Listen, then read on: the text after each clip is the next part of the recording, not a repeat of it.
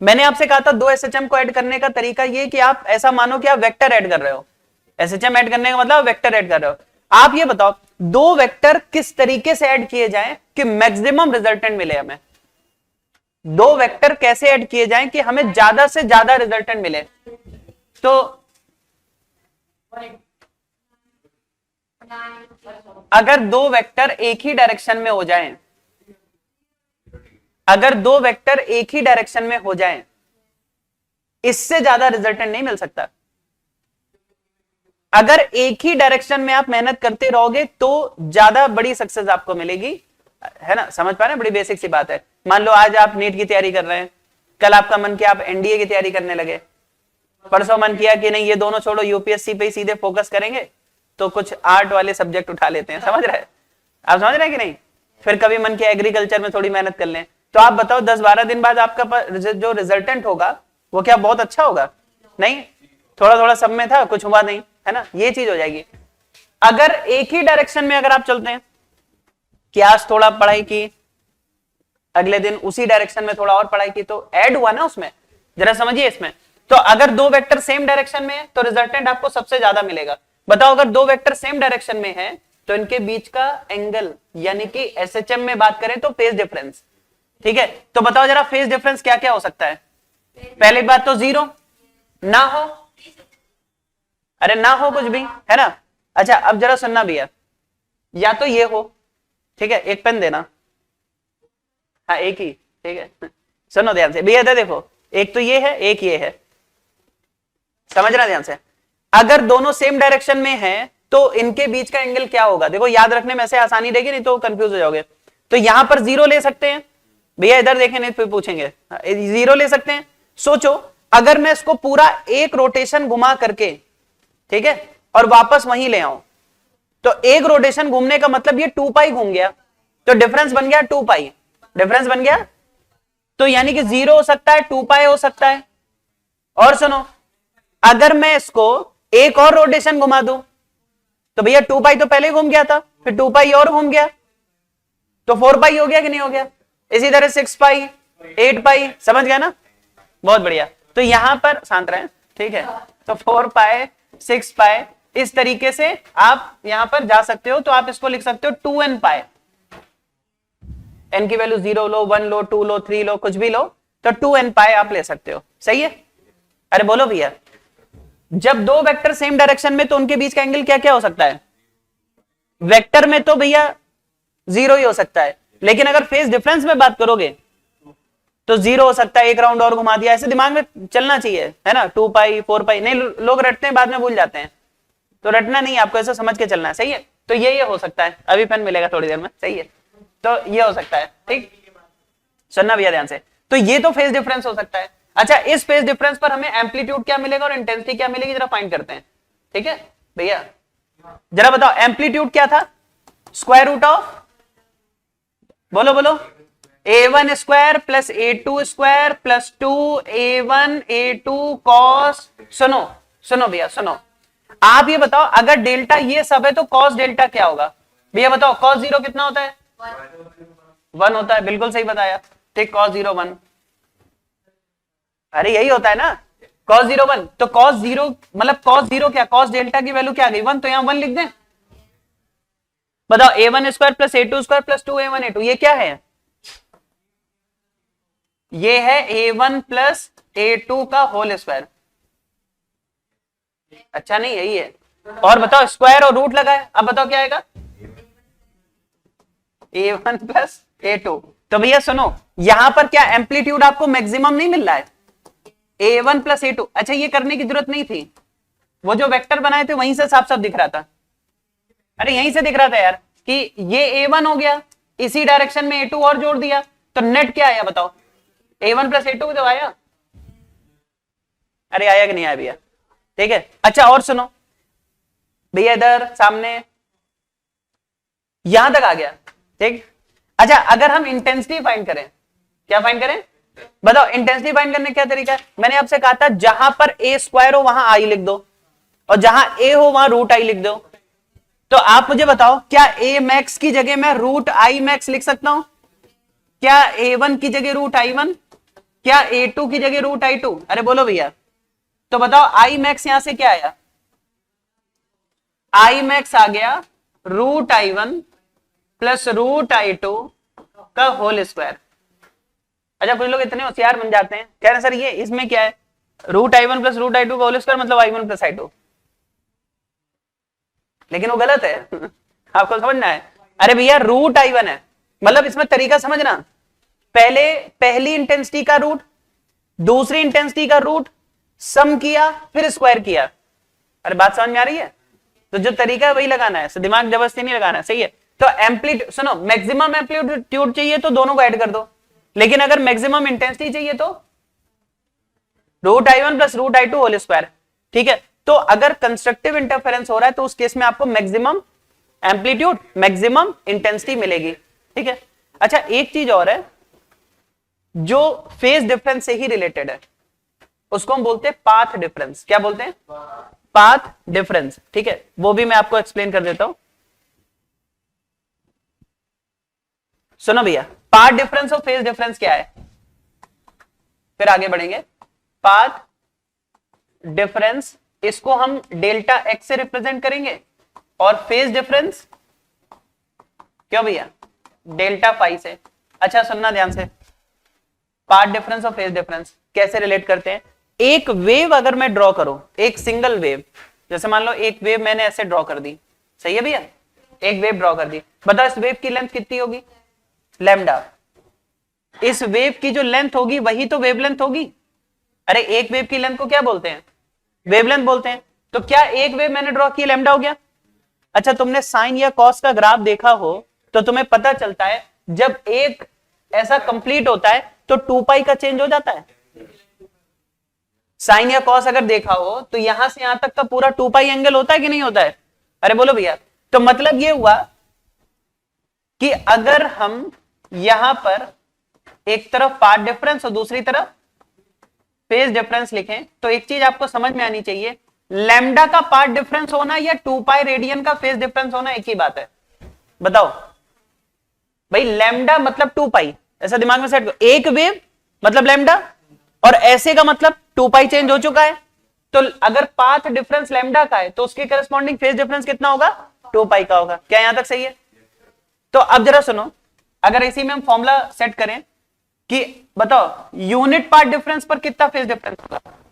2 pi by lambda, और अगर path difference delta x का है तो फेज डिफरेंस कितना मिलेगा?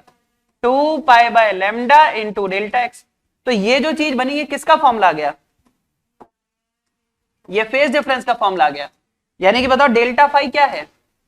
फेज डिफरेंस क्या है? 2 पाई बाय लैम्डा इंटू, अरे यही तो आएगा, बहुत आसान है। अरे ऐसे याद रखो, सुनो, अगर तुम फेज डिफरेंस निकाल रहे हो, फेज मतलब एंगल, एंगल मतलब 2 पाई ऊपर रखना और लैम्डा नीचे रखना। अगर तुम यहां से मान लो डेल्टा एक्स पार्ट डिफरेंस निकाल रहे हो तो लैम्डा ऊपर रखना, 2 पाई नीचे रखना, साथ में डिपेंड करता है किससे क्या फाइंड कर रहे हो। अगर आप फाइंड करो फेज डिफरेंस तो 2 पाई ऊपर रखो, लैम्डा नीचे रखो इनटू पार्ट डिफरेंस। अगर तुम पार्ट डिफरेंस निकालो, पाथ मतलब लेंथ, लेंथ मतलब वेवलेंथ लैम्डा, तो लैम्डा ऊपर रखो, 2 पाई नीचे रखो इनटू फेज डिफरेंस। तो इनसे आप इंटरचेंज करके फाइंड कर सकते हो। अरे बोलो भैया। अब जरा मुझे एक बात बताओ, इस जगह पर अभी हमने ये क्या लिखा था? Phase difference. फेज डिफरेंस के साथ जरा पार्ट डिफरेंस और बताओ कि पार्ट डिफरेंस अगर इसके करस्पॉन्डिंग निकालें तो क्या होगा। सुनो, जब फेज में कोई डिफरेंस नहीं तो भाई पाथ में भी कोई डिफरेंस नहीं है। अब इसके करस्पॉन्डिंग देखो, एक मिनट बताओ जरा, डेल्टा एक्स क्या है? लैम्डा ऊपर, 2 पाई नीचे और इनटू, चलो भैया इसमें वैल्यू रखते चले जाओ। सबसे पहले 2 पाई रखो वहां पर, 2 पाई से 2 पाई गया, कितना आया? लैम्डा। 4 पाई रखो, 2 लैम्डा, 6 पाई रखो, 3 लैम्डा। अरे बोलो भैया, ठीक है, 2n पाई रखो, n लैम्डा। अरे यही हुआ ना। मतलब क्या है इसका कि या तो पाथ में डिफरेंस ना हो, पाथ में डिफरेंस, और अगर हो तो 1 वेव के बराबर, 2 वेव के बराबर, 3 वेव के बराबर, 4 wave, 5 wave, lambda, 2 lambda, 3 lambda, 4 lambda. Lambda मतलब 1 वेव। अरे बात समझ में आ रही है? तो पाथ में अगर डिफरेंस पूरी 1 वेव के बराबर है तो दोनों एक जैसे हो जाएंगे। अरे बोलो भैया, क्योंकि रिपीट होता है उसके बाद। अरे समझ आ रहा है क्या? तो अगर पाथ में डिफरेंस, पहले बताओ फेज डिफरेंस क्या क्या हो। जब फेज डिफरेंस पूछे ना तुरंत वो वेक्टर बन जाने चाहिए, वो घूमना चाहिए दिमाग में। तो फेज डिफरेंस कितना, या तो ना हो मतलब 0, और हो तो 2 पाई, 4 पाई, 6 पाई, 8 पाई, 2n पाई। अगर पाथ डिफरेंस की बात करें तो या तो ना हो यानी 0, और हो तो 1 wave, 2 wave, 3 wave, 0 lambda, 2 lambda, 3 lambda, n lambda.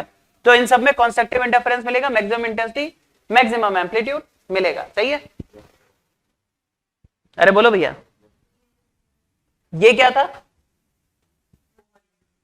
Constructive. सही है। अब कोहेरेंट में ही डिस्ट्रक्टिव, वो भी देख लो, सुनना ध्यान से। डिस्ट्रक्टिव इंटरफेरेंस, भैया देखो डिस्ट्रक्टिव का मतलब क्या है कि दोनों इस तरह से मिलें कि दोनों एक दूसरे को बर्बाद कर दें। यही है ना? सही है। मतलब मिनिमम से मिनिमम रिजल्ट या मिनिमम से मिनिमम आउटपुट मिले। जब आप पढ़ना चाह रहे हो तो उसने लाइट ऑफ कर दी रूम की कि भाई मुझे सोना है, और जब वो पढ़ना चाह रहा है तो आप गाने सुनने लगे कि मेरा तो मन है गाने सुनने का, जबरदस्ती, भले मन ना हो, समझ रहे हैं, है ना, गा भी रहे, फिर भी देख रहे हो डिस्टर्ब नहीं हो रहा तो लाइट भी बंद कर दी साथ में कि भाई मुझे गाने ऐसे अंधेरे में सुनना पसंद है। सही है। तो ओवरऑल दोनों की ही पढ़ाई एट द एंड डिस्टर्ब होने वाली है, तो वही चीज यहां पर है। सही है भैया? समझना जरा। डिस्ट्रक्टिव इंटरफेरेंस में क्या होगा, देखो जैसे मान लो आपने एक वेक्टर ड्रॉ किया, ठीक, और दूसरा जो वेक्टर है वो इसके ऑपोजिट डायरेक्शन में है। बोलो भैया, अरे सही है ना? तो अगर मान लो ये A1 है, ये A2 है, क्या इस कंडीशन में दोनों एक दूसरे को कैंसिल करने की पूरी कोशिश कर रहे हैं? थोड़ा बहुत नहीं, ऑपोजिट है बिल्कुल एक दूसरे के, है ना? तुम कह रहे हो दिन तो वो कह रहा है रात, समझ रहे हो? बिल्कुल ऑपोजिट है एक दूसरे के। ठीक है।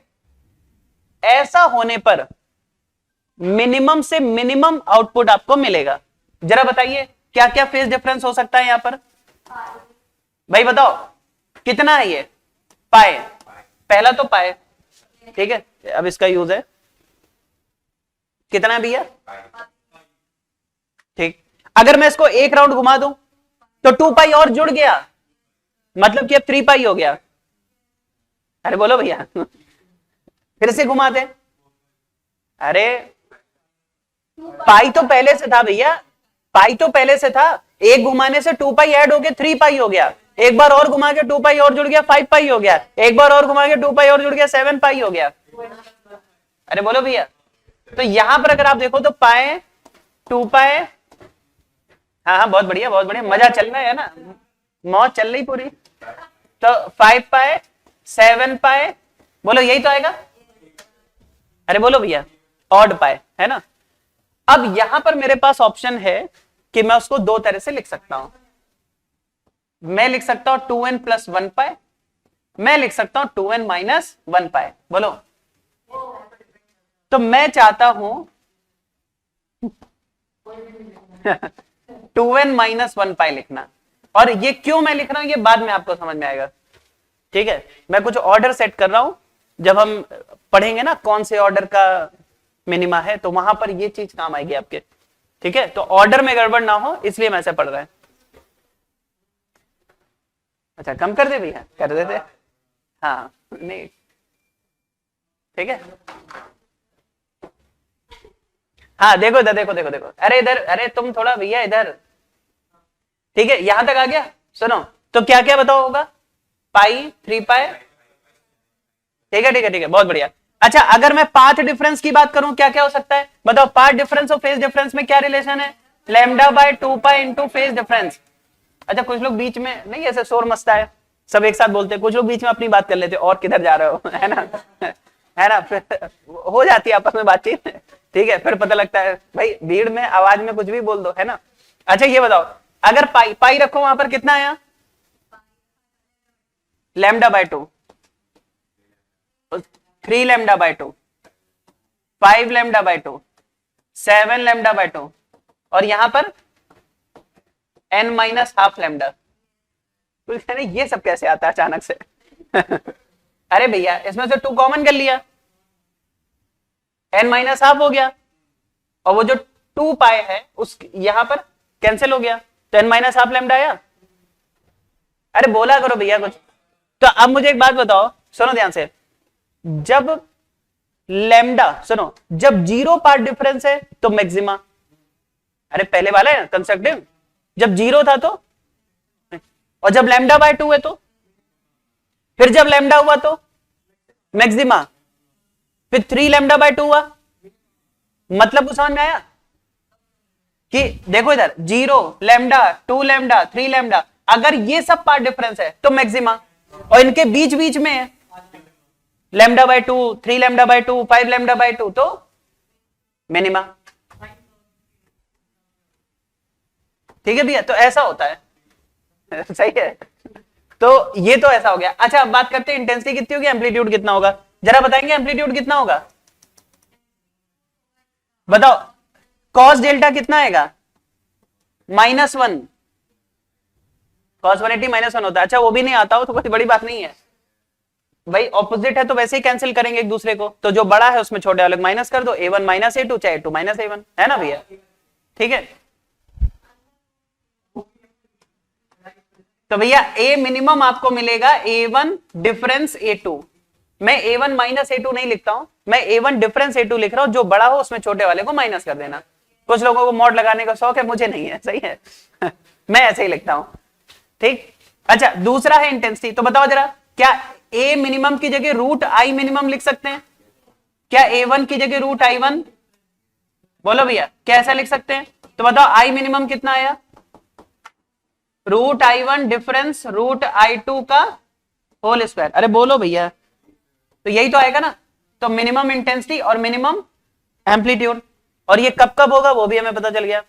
तो बताओ कंस्ट्रक्टिव इंटरफेरेंस मतलब maximum amplitude maximum intensity, destructive का मतलब मिनिमम एम्पलीट्यूड मिनिमम इंटेंसिटी, बोलो यहां तक सही है।